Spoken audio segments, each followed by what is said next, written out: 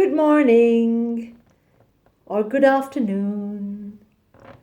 Story time, story time, story time just now.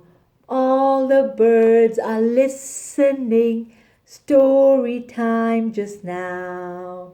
Point to the ceiling, point to the floor, point to the window, point to the door. Clap your hands together. 1, 2, 3. Place them gently on your knees. Tell me a story, Daddy. That is the title of our story today. Let's read the summary.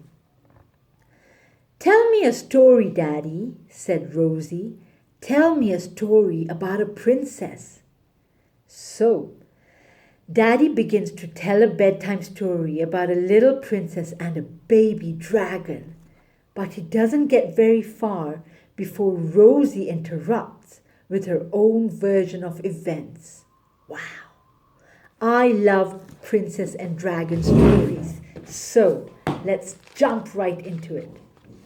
Tell me a story, Daddy.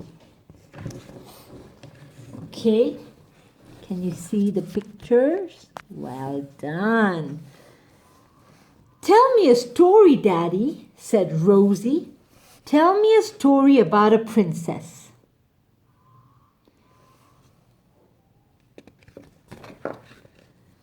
Daddy thought a bit and then he said, This is a story about a little princess who lives in her very own castle. One day, she's having tea with her teddy. There are buns and biscuits and jellies and jam sandwiches and iced cakes and ice cream and trifles and tarts and tea cakes and lots of fizzy lemonade. Yummy, that's made me hungry. But what if a hungry dragon wants to come for tea? Said Rosie. Dragons are very greedy. And then she whispered, Teddy's a bit scared of dragons. Well, he's not a very big dragon, said Daddy. He's only a baby.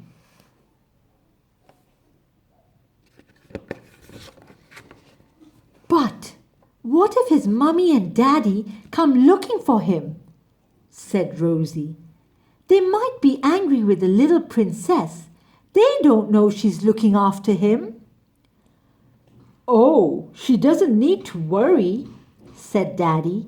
The bravest prince in the land is galloping to the castle to rescue her. But what if he has to rescue another princess on the way? Said Rosie. He might forget all about the little princess and her teddy. He would never do that, said Daddy. As soon as he's rescued the princess, he jumps back on his horse and gallops to the castle as fast as he can.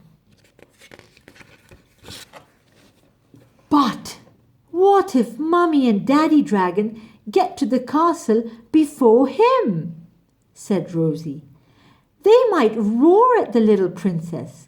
They might even chase her and her teddy. Not when they see the wonderful tea the baby dragon is having, said Daddy. Especially the tea cakes. Dragons can't resist tea cakes. But what if the dragons want to toast their tea cakes? Said Rosie. They might set fire to the castle. No, they won't, said Daddy. The prince arrives just in time and puts out the fire with the fizzy lemonade. The dragons won't like that, warned Rosie. They'll be angry. They'll feel better when they've had some more tea, said Daddy. But there isn't any more tea, wailed Rosie. The greedy baby dragon has gobbled it all up, every little bit. Now the dragons are roaring.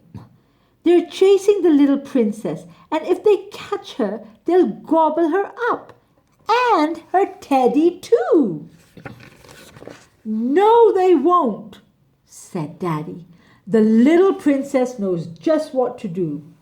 She runs down to the kitchen as fast as she can, and she slams the door shut to keep out those greedy dragons. Until she's finished making and baking. The gooeyest, stickiest, yummiest, scrummiest, most gobblesome chocolate cake in the whole wide world. And the biggest, laughed Rosie. Then they eat and eat and eat, said Daddy. And when they've gobbled it up, every little bit, the little princess tells them it's time to go to bed.